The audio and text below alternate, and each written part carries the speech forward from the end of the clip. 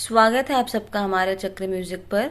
आइए आज आपको हम इस वीडियो में बताएंगे गोवर्धन पूजा कब है और इसका धार्मिक महत्व, पूजा का शुभ मुहूर्त। गोवर्धन पूजा विधि। गोवर्धन की पूजा प्रातः काल में की जाती है। इस दिन पूजा से पूर्व गाय के गोबर से गोवर्धन पर्वत का निर्माण कर पूजा करनी चाहिए।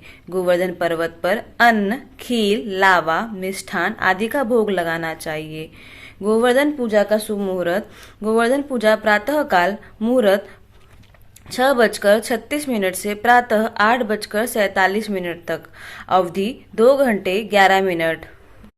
गोवर्धन पूजा 5 नवंबर 2021 दिन शुक्रवार को मनाया जाएगा। गोवर्धन पूजा शाम काल मुहूर्त दोपहर 3:22 से शाम 5:33। गोवर्धन कथा।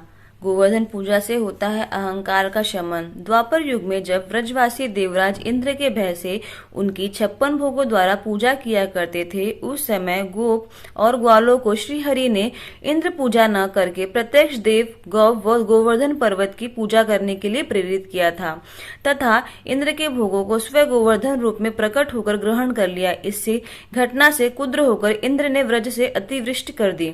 इसी के फलस्वरूप श्री कृष्ण ने अपनी लीला का स्वरूप बढ़ाते हुए स्वयं ही गोवर्धन पर्वत को अपनी कनिष्ठा उंगली पर धारण किया और इंद्र के प्रकोप से अतिवृष्टि से होने वाली धन जन की हानि से संपूर्ण व्रज क्षेत्र की रक्षा की थी। इसके बाद इंद्र ने श्री कृष्ण की शरण ली और संपूर्ण ग्राम में गोविंद का गुणगान और उत्सव मनाया गया।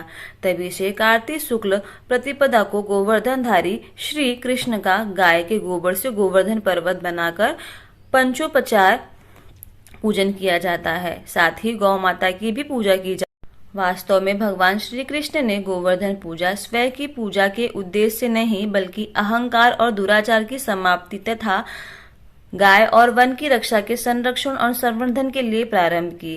अहंकार किसी में भी व्याप्त हो सकता है, चाहे वह देव हो या असुर, फिर साधारण मानव की तो बात ही क्या है। इसलिए यह पर्व हमें अहंकार त्याग, प्रकृति प्रेम और दूसरों की सेवा व सहायता करने की शिक्षा देता है।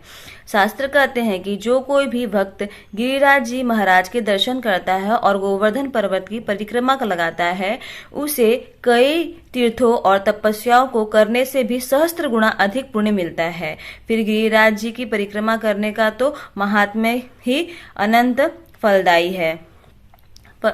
महाराष्ट्र में यह दिन बलि प्रतिपदा या बलि पड़वा के रूप में मनाया जाता है। ऐसा माना जाता है कि इस दिन भगवान विष्णु के अवतार बामन ने बलि को हराया था और उसे पाताल लोक भेजा था। भगवान बामन के वरदान स्वरूपी बलि इस दिन पृथ्वी लोक पर आते हैं।